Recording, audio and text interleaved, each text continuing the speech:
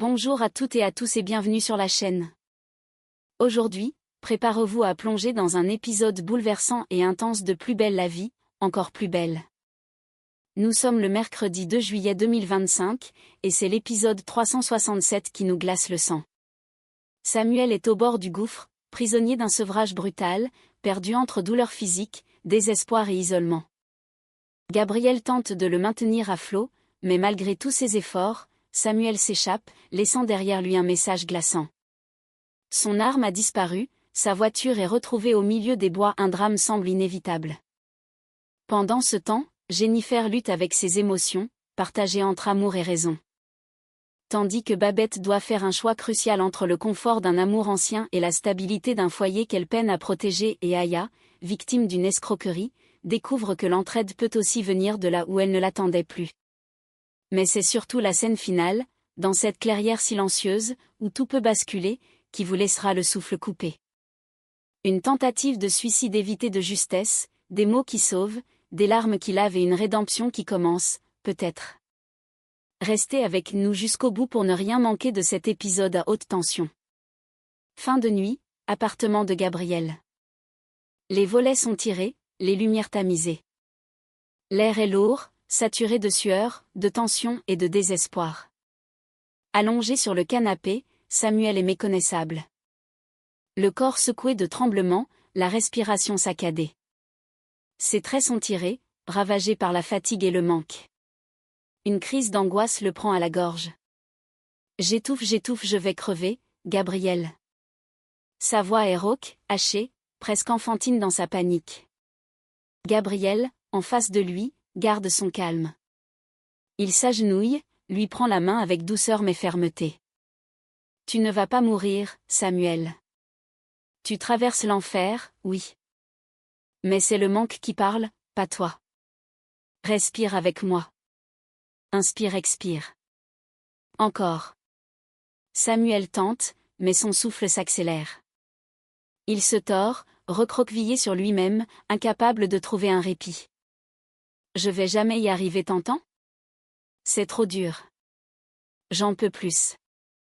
J'ai envie de tout casser, de disparaître. Il frappe du poing sur le coussin, puis laisse tomber sa tête contre le dossier, abattu, épuisé. Une larme coule sur sa joue. Ce n'est pas seulement la douleur physique, c'est la honte, l'impuissance, la peur.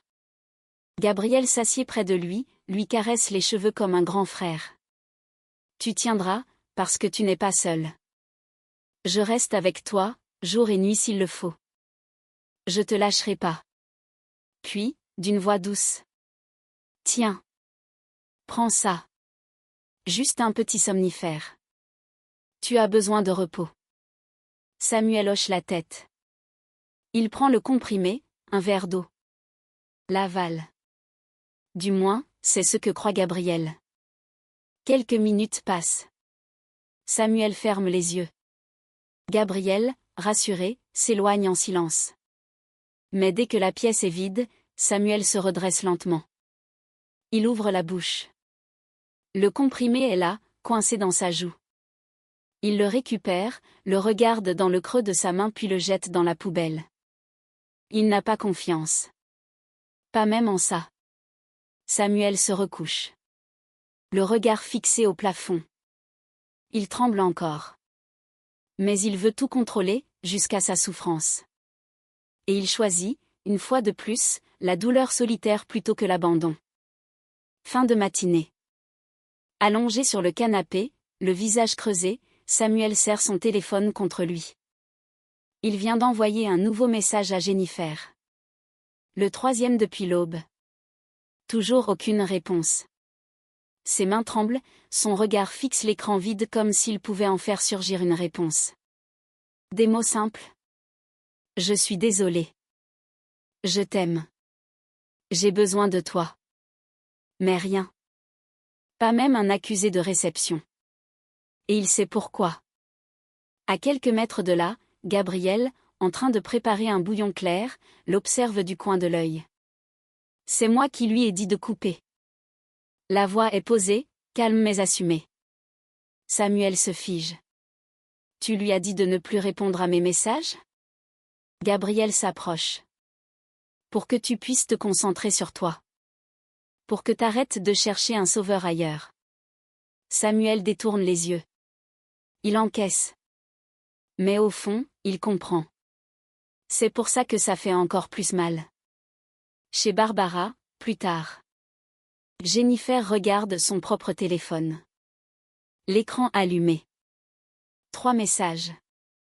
Tous de Samuel. Elle ne les a pas supprimés. Elle les relit. Encore.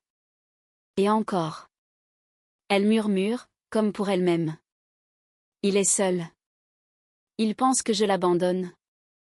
Barbara, assise à côté d'elle, pose une main sur son épaule. Tu lui donnes ce qu'il faut, de l'espace pour guérir. T'es pas parti parce que tu t'en fiches, mais parce que tu l'aimes. Jennifer reste silencieuse. Les yeux embués. Et s'il croit le contraire? S'il s'écroule? Alors il aura Gabriel. Et bientôt, quand il sera près toi. Pendant ce temps, chez les Nebou, une bulle d'air. Patrick sort un petit sac de voyage du placard. 2 jours à la mer, rien que nous deux ça te tente? Babette sourit, fatiguée mais touchée. J'ai l'impression qu'on ne s'est pas regardé depuis 3 mois. Léa, en pleine préparation du déjeuner avec Raphaël sur les genoux, lève la main. Allez-y. Je m'occupe du petit. Et je promets qu'il mangera autre chose que des petits pots. Patrick rit. Babette embrasse sa fille, puis regarde son mari. D'accord. Mais on laisse les portables éteints. Juste toi et moi. Une parenthèse d'amour pendant que d'autres se battent pour se relever. Début d'après-midi. Dans la petite cuisine partagée, Aya déballe fébrilement un grand carton posé sur la table. Ses yeux brillent d'impatience. Elle murmure, comme pour elle-même.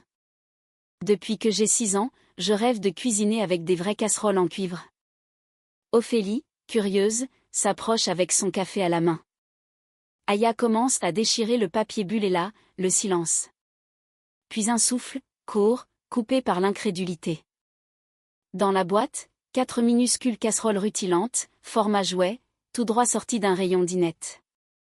Des poignées en plastique cheap, pas même de quoi cuire un œuf de caille. C'est une blague? Aya reste figée. Elle sort une casserole, la pose dans sa main. Elle tient dans la paume. Un jouet. Une farce cruelle. J'ai mis un tiers de mon salaire là-dedans, au fait. Elle rit, nerveusement. Mais son regard se brouille. J'y ai cru. Je me voyais déjà en train de faire fondre du sucre dedans, de préparer des caramels, c'est un cauchemar. Ophélie pose sa main sur l'épaule d'Aya. C'est pas possible de se faire arnaquer comme ça, t'as rien signé? Pas de garantie? Aya secoue la tête, abattue. Le site avait l'air sérieux. Et il n'y avait pas écrit « miniature » dans la description. Ophélie, déterminée, attrape son sac. Laisse-moi faire. Je vais voir Ulysse. Il saura quoi faire, c'est un juriste. On va les coincer. Aya tente un sourire. Tu crois? Je crois surtout que t'auras un vrai jeu de casserole en cuivre. Et pas pour jouer à la marchande. Fin d'après-midi au pavillon des fleurs. Dans la petite salle commune, un coin a été aménagé à la va-vite pour une conciliation entre Luna et son voisin, Monsieur Privat. D'un côté, Luna, calme en apparence mais les nerfs tendus. De l'autre, Privat, les bras croisés, le regard dur. Idriss, assis un peu en retrait, observe silencieusement. Dès son entrée, Privat fronce les sourcils. Son regard accroche celui d'Idriss. Et lui, il fait quoi ici? C'est un médiateur? Luna répond posément, mais le malaise est palpable. Idriss est là pour m'accompagner. Rien de plus. Mais Privat serre la mâchoire. Il reconnaît Idriss. C'est un flic, non? Silence. Vous avez des relations à la police maintenant, Madame Torres? C'est comme ça que vous comptez régler les conflits de voisinage? Luna garde son calme, mais son regard devient plus tranchant. J'ai failli mourir dans l'appartement d'Aix en grave côté à cause de votre gardien, monsieur Privat. Alors oui, j'ai des gens qui veillent sur moi. Le voisin se lève d'un bond, outré. C'est donc ça. On me menace à demi-mot, on m'intimide avec des flics. C'est ça votre idée de la conciliation? Idriss reste impassible, mais pose lentement sa main sur la table. Personne ici ne vous menace, monsieur. Je suis là à titre personnel. Personnel, hein? Comme par hasard. L'atmosphère devient pesante, presque électrique. Luna, inspirant profondément, tente de ramener un peu de sérénité. Si vous voulez qu'on parle du bruit, on en parle. Si vous êtes là pour me faire des reproches à demi-mot ou m'accuser d'avoir des protections, c'est inutile. Privat finit par se rasseoir, non sans un regard noir vers Idriss. Très bien. Parlons du bruit. Mais si vous continuez à faire passer votre association pour une maison de retraite tranquille, alors que ça sonne comme une boîte de nuit tous les soirs, faudra pas vous étonner. Luna acquiesce, sans détourner les yeux. Alors parlons-en. Mais posément. Comme des adultes. La conciliation est loin d'être gagnée. Mais Luna, blessée et fragilisée par ce qu'elle a vécu, n'est plus disposée à se laisser impressionner. Et Idriss, en retrait, veille comme un garde du corps discret mais bien réel. Bureau d'Ulysse Kepler, fin de journée. Les stores sont à moitié baissés. Le silence est pesant. Ulysse, assis devant son ordinateur, a les yeux rivés sur l'écran vide. Pas une ligne ne s'écrit. Pas un mot ne vient. Il passe la main dans ses cheveux, nerveusement, avant de repousser la chaise en soupirant. Sur son bureau, les dossiers s'accumulent en désordre. Des post-ETS froissés, un agenda ouvert sur une page vierge. Et cette chemise cartonnée bleue, celle du dossier Durieux, qu'il cherche depuis des heures. Introuvable. Où est-ce que tu l'as mis, Apolline? Il ferme les yeux, se prend la tête entre les mains. Depuis qu'elle est partie, plus rien ne tient debout. Il voulait croire qu'il pouvait tout gérer seul, prouver qu'il était encore maître à bord. Mais la vérité, c'est qu'il s'écroule à petit feu. Son téléphone vibre. Il le regarde sans le toucher. Encore un client qui attend une réponse. Il ne répondra pas. Vanessa, sa mère, passe brièvement devant la porte entr'ouverte, s'arrête. Tu devrais embaucher quelqu'un, Ulysse. Tu ne peux pas continuer comme ça. Il ne répond pas. Elle insiste. Tu as des dossiers en retard, des clients qui s'impatientent, et tu passes tes nuits à réécouter les messages vocaux d'une fille qui t'a trahi. Ulysse se lève, brutalement. Tu crois que je le sais pas? Tu crois que j'ai pas honte d'en être encore là? Silence. Je ne suis pas prêt. Je ne veux pas me tromper encore. Plus jamais. Vanessa entre, le regard grave. Tu ne peux pas vivre en te méfiant de tout le monde. Il faut faire confiance, parfois. Même si ça fait mal. Mais Ulysse secoue la tête. J'ai mis mon cabinet, ma réputation et mon cœur dans les mains d'Apolline. Elle a tout foutu en l'air. Il retombe sur sa chaise, vidée. Je sais même plus si je suis capable de diriger quoi que ce soit. Vanessa le regarde longuement. Elle s'approche, pose doucement une main sur son épaule. Alors trouve quelqu'un qui t'aide. Pas quelqu'un comme Apolline. Quelqu'un de fiable. De sincère. Mais Ulysse ne répond pas. Il fixe encore une fois le dossier manquant. Et pour la première fois, il semble réellement perdu. Cabinet médical, début de soirée. Le calme habituel est soudain brisé par le claquement précipité d'une porte. Gabriel, essoufflé, entre à grandes enjambées, les traits tirés par l'inquiétude. Il cherche Jennifer du regard. Elle relève la tête, étonnée par la violence de son arrivée. « Tu as vu Samuel » lance-t-il, la voix tendue, presque sèche. Jennifer fronce les sourcils. « Non, pourquoi ? Il n'est pas avec toi ? Il devait se reposer ?» Gabriel secoue la tête, fébrile. Il a disparu. Il n'est plus à l'appart. Il a laissé la porte entr'ouverte. Il n'ose pas finir sa phrase. Jennifer attrape son téléphone d'un geste automatique. Une notification s'affiche. Un message. De Samuel. Elle lit à voix haute, le souffle coupé. Je suis désolée. Vous serez mieux sans moi. Un frisson glacial traverse son dos. Gabriel, il a emporté son sac? Je ne sais pas. Jennifer le fixe, les yeux agrandis par l'angoisse. Vérifie son arme. Tout de suite. Gabriel n'hésite pas une seconde. Il compose un numéro, court dans le couloir. Quelques secondes plus tard, il revient, blême, la gorge nouée. Son arme a disparu. Un silence de plomb s'abat dans la pièce. Jennifer chancelle. Non, non, non, non, il ne ferait pas ça. Il ne peut pas. Mais Gabriel ne répond pas. Il regarde autour de lui, comme s'il cherchait un indice, un miracle. Mais il n'y a rien, juste le vide de cette absence brutale. Jennifer s'effondre sur une chaise, les mains tremblantes. Il est en train de faire une connerie. La panique monte.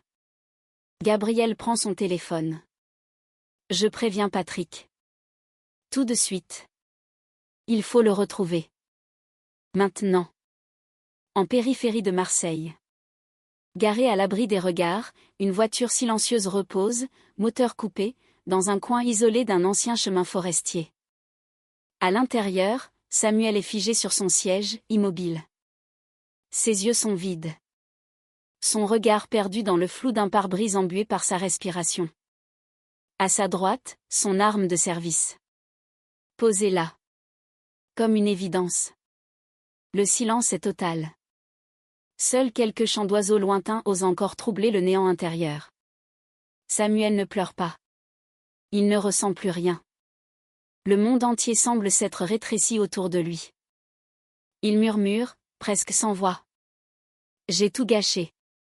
Son doigt caresse machinalement la crosse du pistolet. Une lueur de lucidité le traverse. Mais elle disparaît aussitôt, avalée par l'épuisement, la honte et la douleur. Il ferme les yeux. Pendant ce temps, au Mistral.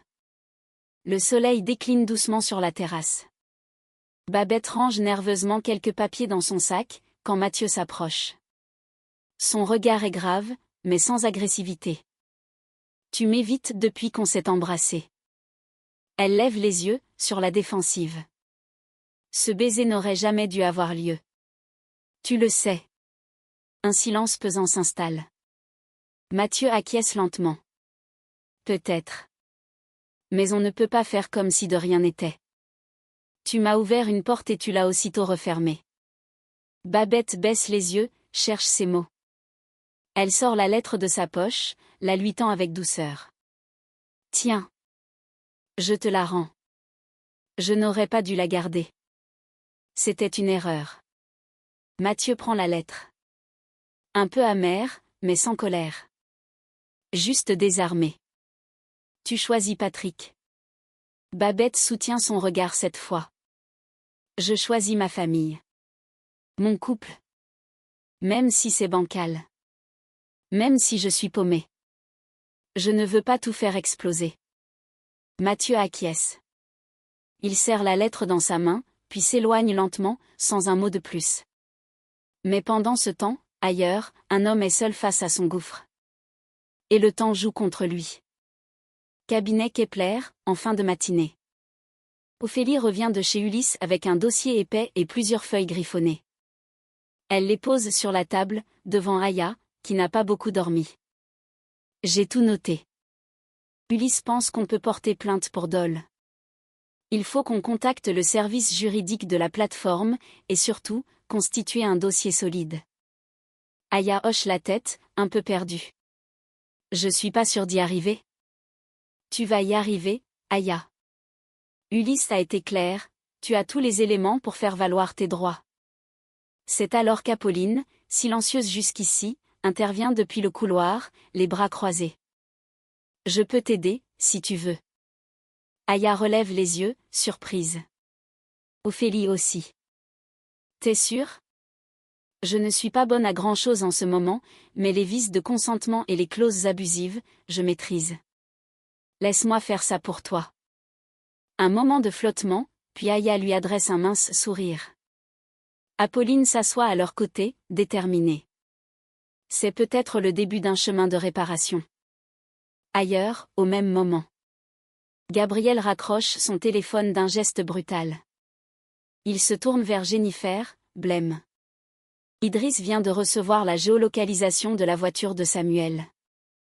Elle est arrêtée depuis 1 heure, près d'un chemin forestier à 20 minutes d'Aix. Jennifer pâlit. On y va? Gabriel hoche la tête, déjà en train d'enfiler sa veste. Il appelle Idriss. On te retrouve là-bas.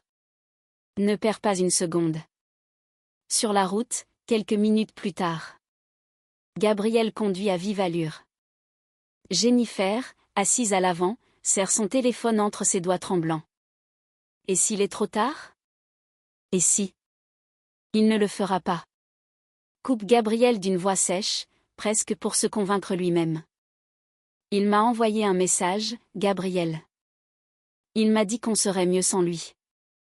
Gabriel garde les yeux sur la route, mais sa mâchoire se contracte. Alors il faut qu'on lui prouve qu'il se trompe. Dans les bois. Idriss est déjà là. Il court sur un petit sentier, entre les branches. Soudain, il aperçoit la voiture. Samuel. Il s'approche, lentement, les mains en évidence. Il voit la silhouette de Samuel, avachi dans le siège passager, l'arme posée à côté de lui. Il respire encore. Juste. Quelques secondes plus tard, Gabriel arrive, essoufflé. Il est vivant. Jennifer surgit à son tour. Elle ouvre la portière, s'agenouille. Samuel, regarde-moi. C'est moi, c'est Jennifer. Il entr'ouvre les yeux, les traits tirés, les joues humides. Je suis désolée. Jennifer le prend dans ses bras, en larmes. On est là maintenant. Tu n'es plus seul.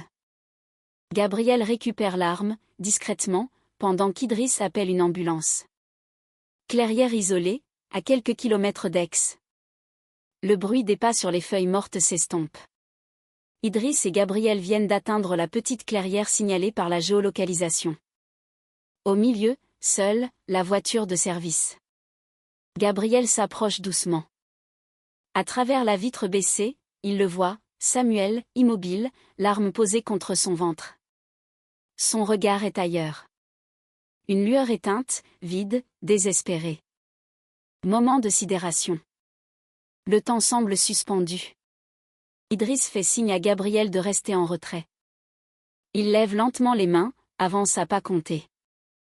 Samuel, t'as pas besoin de faire ça. Aucune réponse. Je sais que t'as mal. Que tu te sens seul.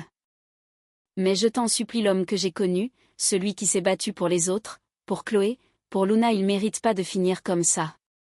Samuel serre la crosse de l'arme, ses doigts blanchissent. Il respire fort. Il lutte. Mais ses yeux brillent. Des larmes montent. Tu vaux tellement mieux que ça, frérot. Un silence. Puis un souffle coupé par la douleur. Et là, Gabriel, incapable de se contenir, explose. Tu vas vraiment laisser Carteron gagner? Tu vas lui laisser ça? Ces mots résonnent dans l'air comme un coup de tonnerre. Samuel cligne des yeux. Ses lèvres tremblent. Il revoit le visage de Carteron, ses humiliations, ses manipulations. Il revoit Jennifer, Gabriel, Idriss, Chloé, tous ceux qui l'ont aimé malgré ses failles. Il baisse lentement le bras. L'arme tombe sur le sol humide. Puis, Samuel s'effondre. Gabriel le rattrape dans ses bras. Samuel pleure, sans retenue. Un cri étouffé. Une douleur brute. Une détresse à nu. Je suis désolé, je voulais juste que ça s'arrête. Tu vas t'en sortir. On est là. Tu m'entends? On est là. Sauvé. Pour cette fois. Cet épisode 367 restera sans aucun doute gravé dans les mémoires des fans. Il nous rappelle à quel point Plus belle la vie sait traiter avec justesse des sujets aussi sensibles que la dépression, l'addiction ou la tentation de tout abandonner. Samuel, à bout de souffle, a frôlé l'irréparable mais l'amour, l'amitié, et le courage de ceux qui l'entourent ont réussi à le retenir du bord du précipice. On retiendra aussi le rôle essentiel de Gabriel, la force silencieuse d'Idriss, et le retour touchant de Jennifer dans les bras d'un homme en détresse. La scène dans les bois, portée par des dialogues puissants, est l'un des moments les plus poignants depuis le début de cette saison. Et ailleurs dans le Mistral, la vie continue, avec ses dilemmes, ses maladresses, ses rires et ses larmes. Mais tout semble plus fragile, plus vrai, à la lumière de ce que Samuel vient de traverser. Merci d'avoir suivi cette vidéo avec nous. N'oubliez pas de liker, de vous abonner et de cliquer sur la cloche pour ne rien rater des prochains rebondissements au Mistral. À très vite pour un nouvel épisode encore plus fort.